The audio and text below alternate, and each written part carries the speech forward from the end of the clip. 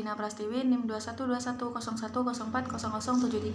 Di sini saya akan menjelaskan tentang perkembangan moral. Piaget mengusulkan bahwa anak-anak yang lebih muda dicirikan oleh moralitas heteronom, tetapi pada usia 10 tahun mereka telah pindah ke tahap yang lebih tinggi yang disebut moralitas otonom. Ada 6 tahapan Goldberg. Tahap pertama, individu memfokuskan diri pada konsekuensi yang telah mereka perbuat. Tahap kedua, mendiami posisi apa untungnya untuk mereka sendiri.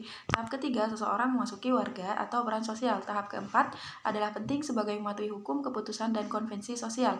Tahap kelima, individu dipandang sebagai pendapat atau nilai yang berlainan dan penting bahwa mereka dihormati dan dihargai tanpa memihak. Tahap keenam, penalaran moral berdasarkan pada penalaran menggunakan prinsip etika universal. Kolbeck menekankan bahwa interaksi teman sebaya dan pengambilan perspektif sangat penting. Aspek stimulasi sosial menantang anak untuk mengubah penalaran moralnya. Teori Kolbeck memicu perdebatan, penelitian, dan kritik. Kritik utama melibatkan hubungan antara pemikiran moral dan perilaku moral. Perilaku moral teori Kolbeck telah dikritik karena menempatkan terlalu banyak penekanan pada pemikiran moral. Gilligan berpendapat untuk perspektif perawatan yang merupakan perspektif moral yang memandang orang dalam hal keterhubungan mereka dengan orang lain dan menekankan komunikasi interpersonal. Keluarga dan perkembangan moral Kolbeck berpendapat bahwa proses keluarga adalah pada dasarnya tidak penting dalam perkembangan moral anak.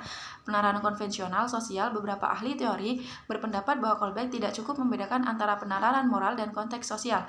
Perilaku prososial, Gilligan berfokus terutama pada pengembangan penalaran moral. Perilaku moral prososial lebih menekankan pada aspek perilaku perkembangan moral. Perilaku prososial terjadi lebih sering pada masa remaja daripada masa anak-anak. Kepribadian moral individu memiliki identitas moral ketika gagasan moral dan komitmen moral menjadi pusat kehidupan mereka. Karakter moral, seseorang dengan karakter moral memiliki kemauan, keinginan, dan integritas untuk menghadapi tekanan, serta berperilaku moral. Teladan moral adalah orang yang telah menjalani kehidupan moral yang patut kita teladani. Kepribadian moral, identitas karakter, dan serangkaian kebajikan dengan mencerminkan keunggulan dan komitmen moral. Perkembangan agama dan spiritual mengungkapkan bahwa religiusitas menurun 14-20 tahun di Amerika Serikat. Pemantauan orang tua, memantau perkembangan remaja secara efektif, mengawasi pilihan remaja tentang pengaturan sosial dan yang lainnya.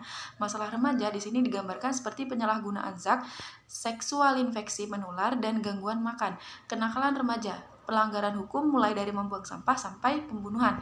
Penyebab kenakalan disebabkan kemiskinan, pengangguran, atau iri terhadap teman sekelasnya.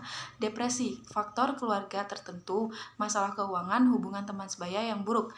Bunuh diri, perilaku bunuh diri jarang terjadi pada masa kanak-kanak tetapi meningkat pada masa remaja, kemudian meningkat lebih lanjut di masa dewasa.